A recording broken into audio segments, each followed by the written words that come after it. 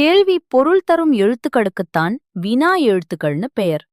இந்த வினா எழுத்துக்கள் மொத்தம் ஐன், ஏ, யா, ஆ, ஓ, ஏ.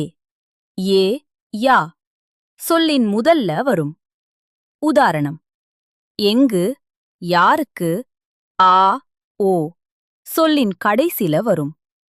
உதாரணம்: பேசலாமா, தெரியுமோ, ஏ இது மட்டும் சொல்லின் முதல்லையும் கடைசியிலும் வரும்.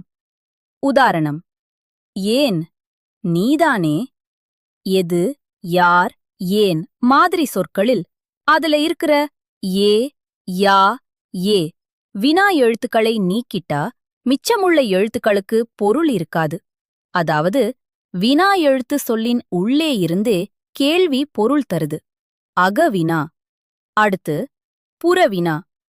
அவனா, வருவானோ. இங்க இருக்கிற ஆ, ஓ வினா எழுத்துக்களை நீக்கினாலும் மிச்சமுள்ள சொல் பொருள் தரும். வினா எழுத்து சொல்லின் வெளிப்புறத்துல வந்து கேள்வி பொருள் தருது. புறவினா.